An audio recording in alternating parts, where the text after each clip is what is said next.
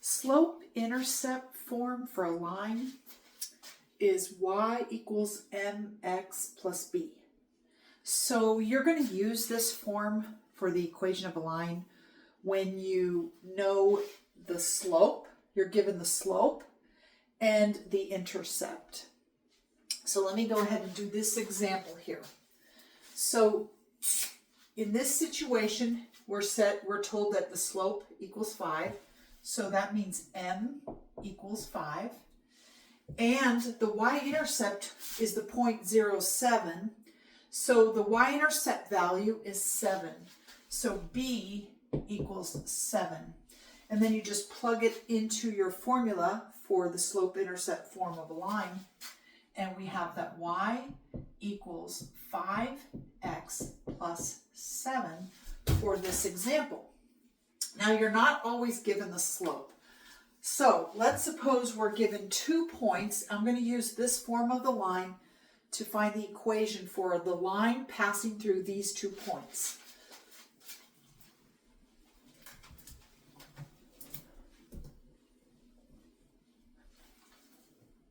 Okay, so again, y equals mx plus b is the slope-intercept form for the line. So I need to find the slope and the intercept. Well, I have 2 points here, so I can go ahead and find the slope. That's going to be m equals, I pick 1 to be 0.1, so I'm going to call this 0.1 and I'm going to call this 0.2. And the formula is y2 minus y1 over x2 minus x1. And I plug in these numbers. So here we have x1, y1, x2, y2. So y2 minus y1 is going to be 3 minus negative 3.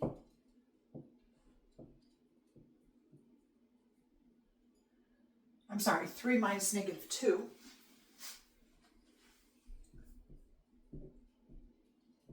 And then x2 minus x1 is going to be negative 9 minus 1. So remember, when you're subtracting a negative, that's the same as adding. So it's going to be 3 plus 2. And then we have negative 9 minus 1 is negative 10. So that's going to give me 5 over negative 10, which is negative 1/2. That's the slope. Now I need to find the y-intercept b value. So I'm going to go ahead and take my slope and plug it into the equation. And now to find b, all I need to do is substitute the x and y value for one of these points. It doesn't matter which one. So I'm going to go ahead and pick 1, negative 2. Y is negative 2. And x equals 1. So we have negative 2 equals negative 1/2 plus b. And I just need to add 1/2 to both sides of the equation. And if I take negative 2 and add a half, so negative 2 is negative 4/2. So if I'm adding a half to a negative 4/2, that's going to be negative 3/2. So b, so of course, negative 1/2 plus 1/2 is going to be 0. So I have b on one side of the equation. And then on the other side of the equation, I have negative 3/2.